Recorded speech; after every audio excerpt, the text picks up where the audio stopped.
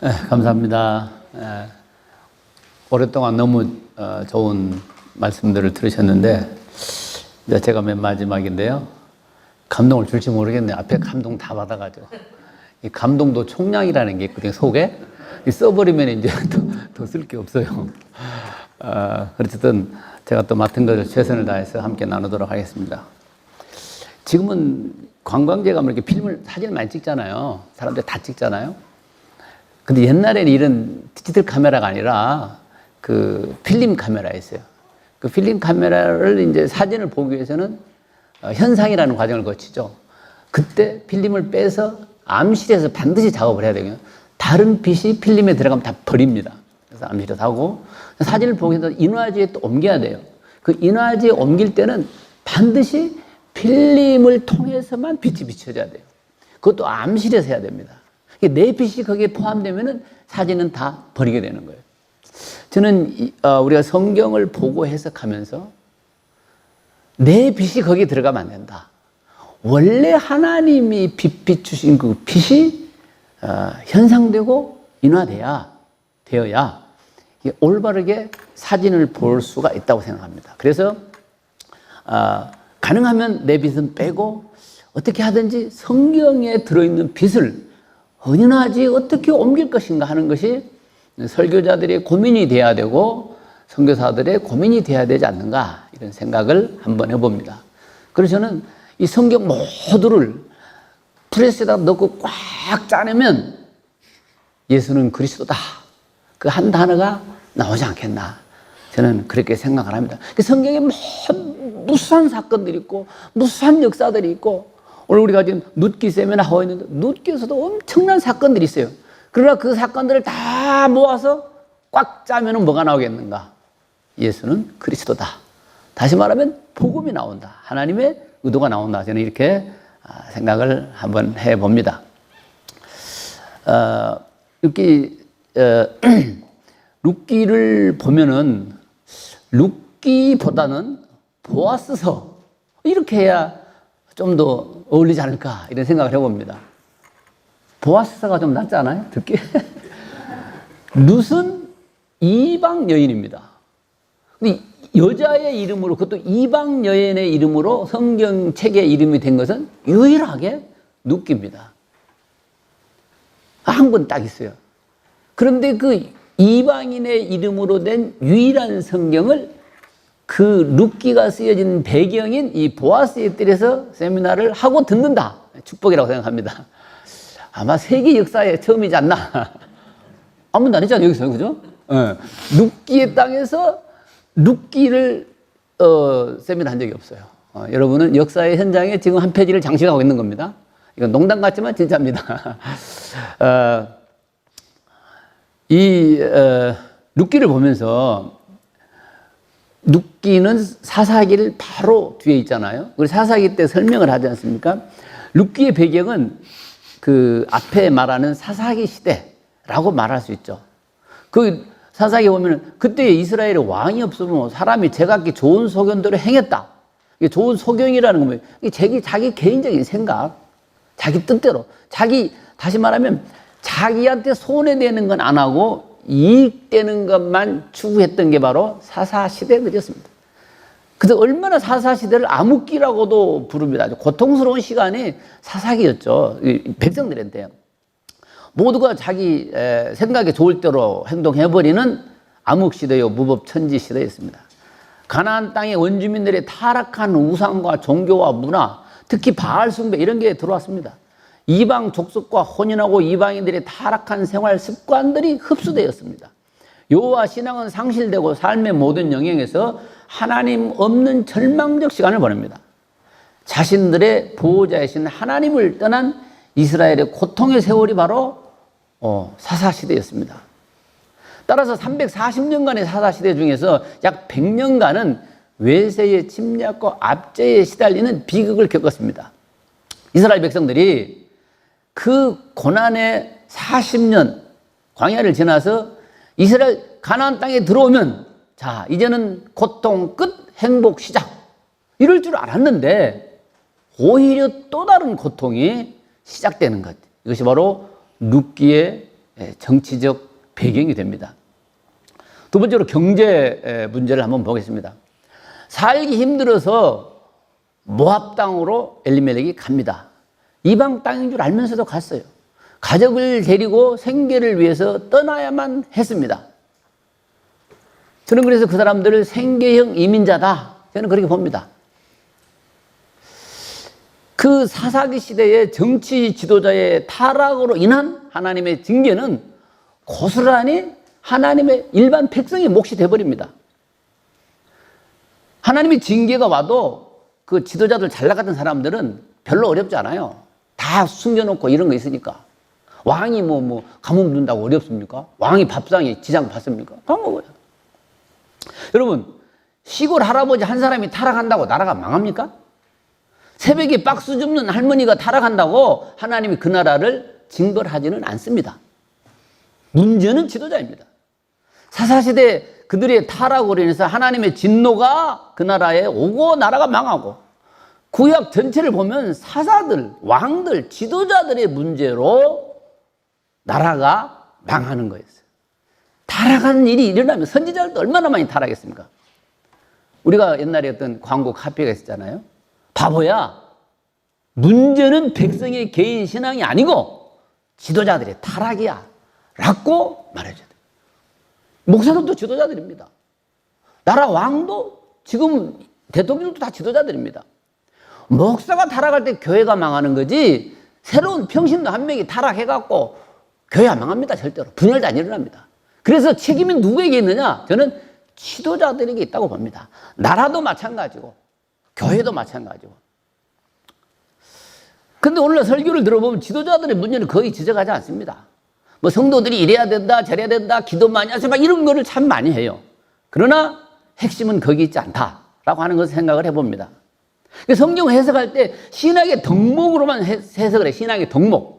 이렇게 풀어서 이렇게 살아라. 저는 그래서 가만히 설교를 듣고 많은 유튜브를 들어봅니다. 그러면서 설교를 들으면서 도덕, 윤리, 그거 빼면은 몇 프로가 남나? 전부 이렇게 살아라는 거예요. 전부 저렇게 살아라는 거예요. 여러분, 유치원만 나와도요, 이렇게 살고 저렇게 살고 대충 터득합니다, 애들이. 초등학교를 졸업하면 다 알아요. 선도 악도 다 알아요.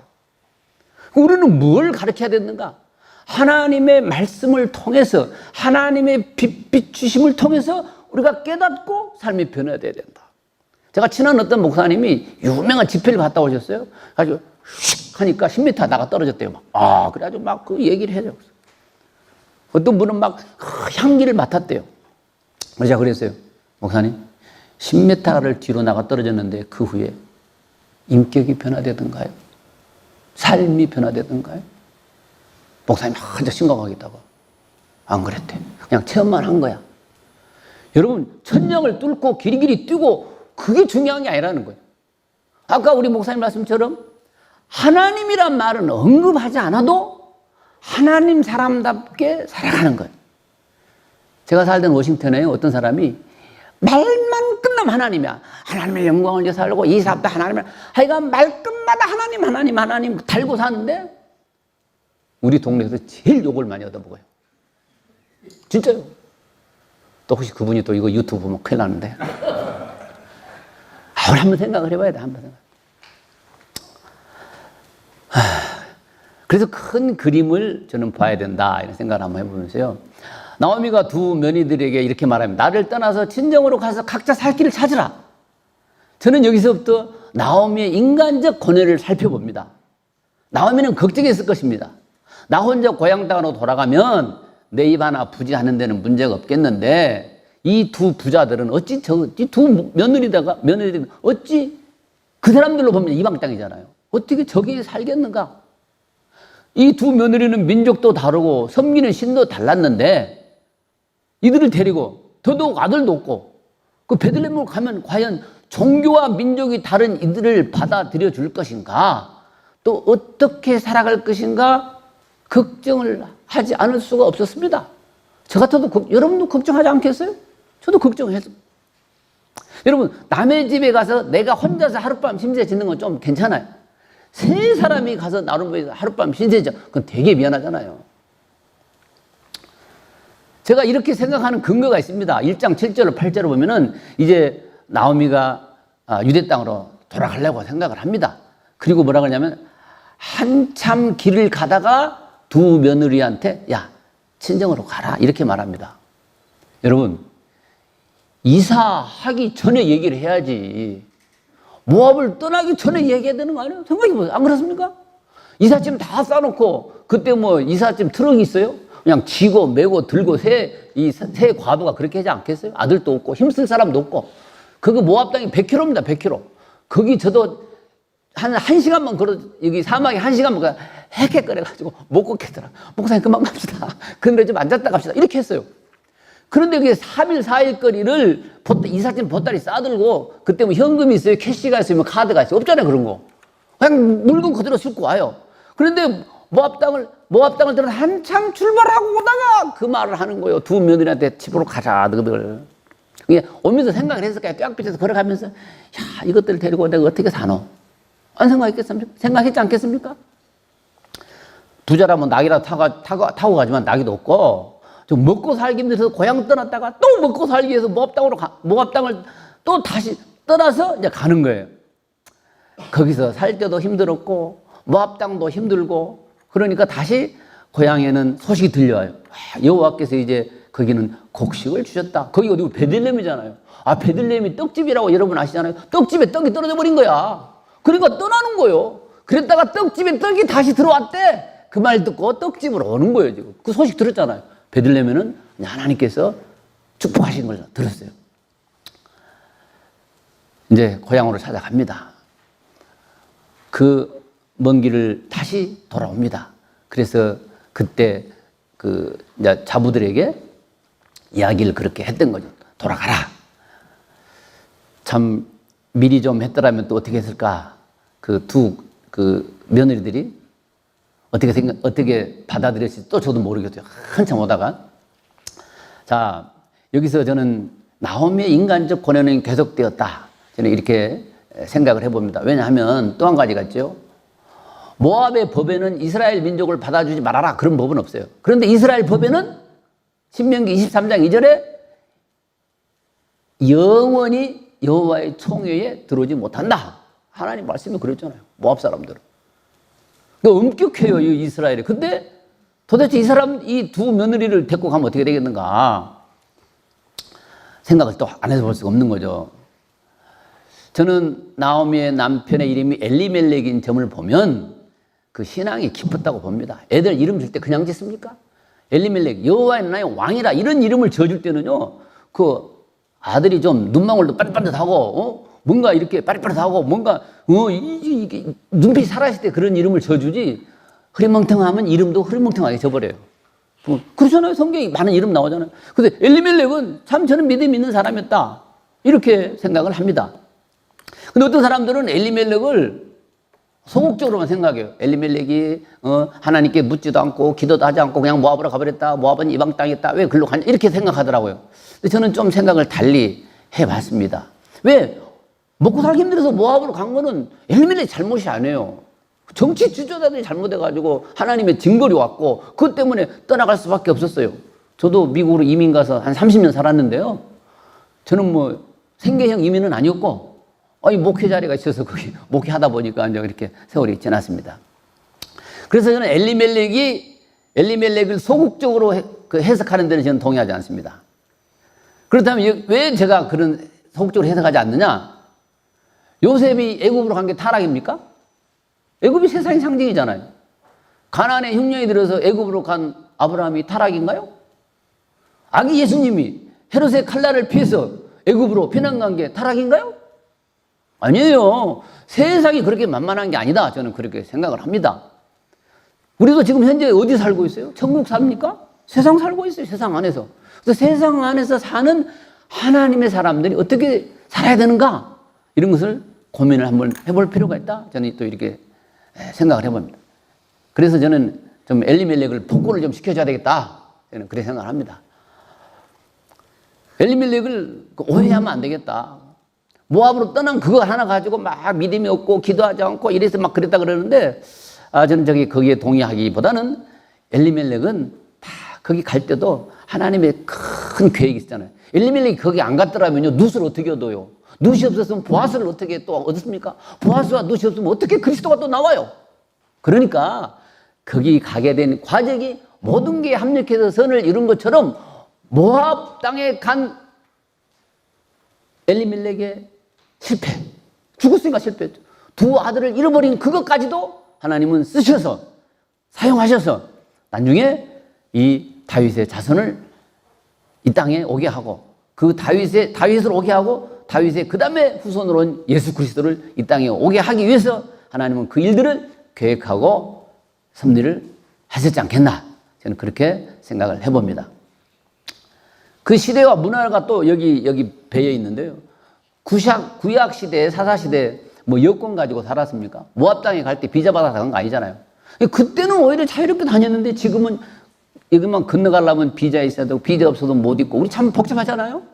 근데 그때는 비자, 여권 그런 거 없었어요. 그냥 모압에 가서 살았어요. 또 모압 땅에 왔어요. 이게 그때 당시의 문화를 보면 나라를 금을 싹 그어놓고 못 다니게 하지는 않았어요. 그래서 그때의 사회 문화는 오히려 지금보다도 이렇게 경제가 편했다는 게 아니고 옮겨가면서 하는 게 뭐 그렇게 문제가 없었던 것 같아요. 이 지금 모압을 오고 가는 그 모습을 보면서, 자, 이제 종교적인 믿음을 보면은요, 저는 그렇게 생각을 합니다. 하나님만을 왕으로 모시는 성도라고 할지라도 기근이 닥치면 죽고 배고파집니다. 안 그렇습니까?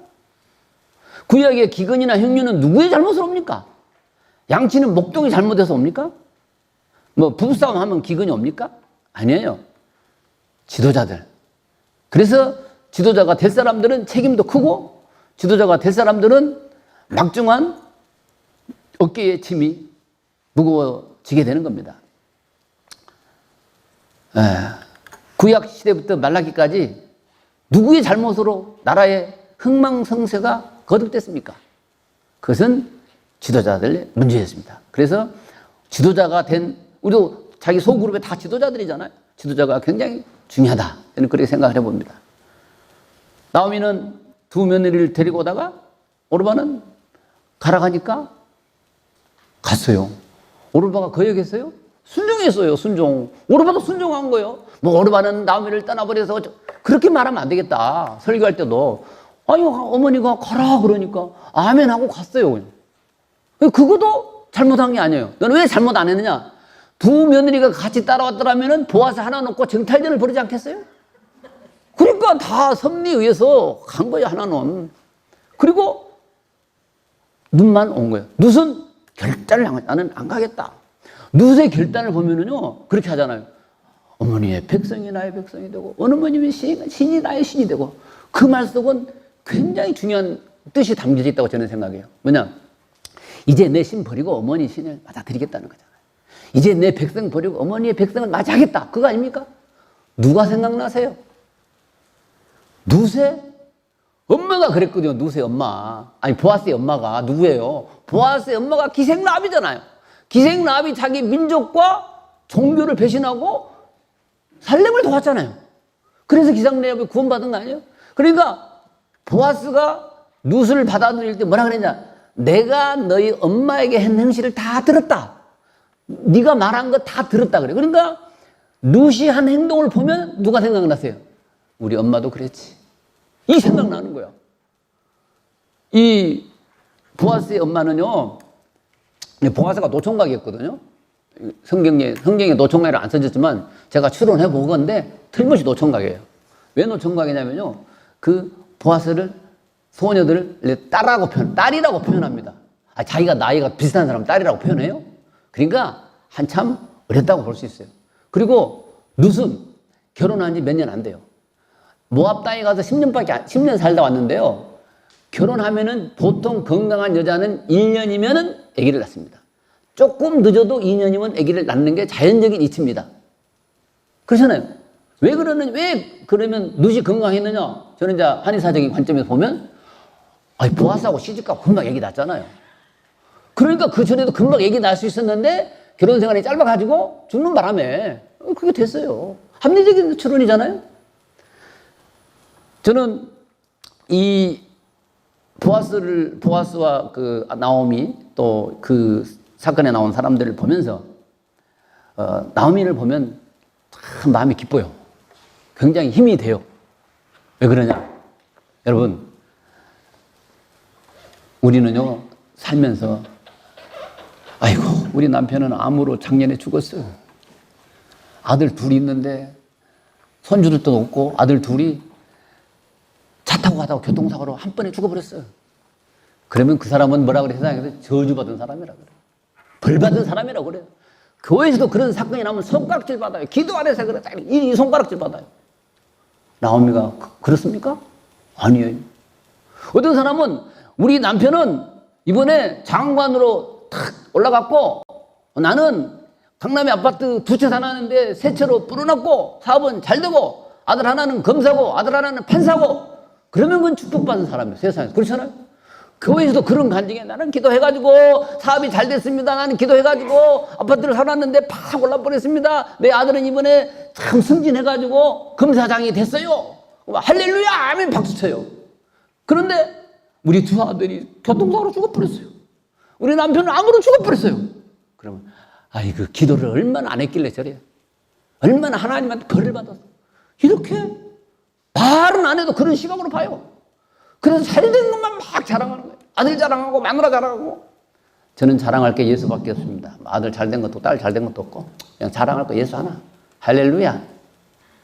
그러니까 이 눕기를 보면서 힘이 생겨요. 희망이 생겨요. 저런 나오미도 세상에서 뭐라고 그래요? 남편 잡아먹었다고 표현했어요 옛날에. 남편 잡아먹은 여자라 그랬어요. 그러니까 보아스는요 나이가 50이 넘었어. 아니 나오미는 50이 넘었어요. 그래서 60이 조금 넘지나 그 전이나. 왜 그러냐면 자기 스스로 아기를 생산할 수 없다 그러잖아요. 의학적으로 보면은 60이 되면 경수가 끊깁니다. 건강한 사람은 좀 더 가는데 이 사람은 그래도 고생을 많이 했잖아요. 10년간 살면서. 그러니까 고생을 너무 많이 해가지고 빨리 끝났어요. 한 50에도 끝날 수 있어요. 내가 환자들을 보면은요 40 말해도 끝나는 사람들이 있어요. 너무 스트레스 많고 잘못되면 그게 빨리빨리 끝나요. 근데 그걸 끝냈잖아요. 내가 애들 낳을 수도 없다 이렇게 말했잖아요. 그냥 고생을 많이 했어요. 그래가지고 이제 와서 이제 그 눈물의 세월이 보아스를 통해서 보상을 받잖아요. 우리가 성경을 보면서는 그렇게 생각을 이 눕기를 통해서 해봅니다. 그래서 눕기의 땅에 와서 눕기를 생각하면서 우리가 세상적인 관점에서 받는 축복이 아니고 아직 우리 인생을 다 살지 않았습니다. 쭉 살아보면은 이제 결론이 나와야 돼요. 그리스도를 얻는 것, 그것이 최고의 복이다. 강남 아파트 4채 있고 아들이 검사되고 대통령이 됐다 할지라도 예수를 얻지 못하면 인생 꽝이다. 그게 우리의 믿음 아닙니까? 저는 그래서 이 보아스의 땅에서 보아스 세미나를 하면서 우리 선교사님들 중에서도 빈부격차가 있어요. 솔직하게. 그렇잖아요. 좀 풍족한 사람이 있고 풍족하지 못한 사람이 있고 풍족하지 못해도 괜찮아요. 그리스도를 전하는 사람이라면. 이미 복음은 완성되어 있기 때문에 이 완성된 복음을 우리는 이제 유통하는 거예요. 유통하는 거예요. 판매하고 유통하는 거예요. 선교사가 그거 아닙니까? 복음의 유통자들. 예수 그리스도를 전하는 사람들. 그러니까 잘 나가도 교만할 거 없고 못 나가도 기죽을 거 없다. 저는 이런 마음으로 선교 현장에서 살아가야 되지 않나. 또 신앙 현장에서 그렇게 살아야 되지 않나. 있으면 얼마나 있고 없으면 얼마나 없어요.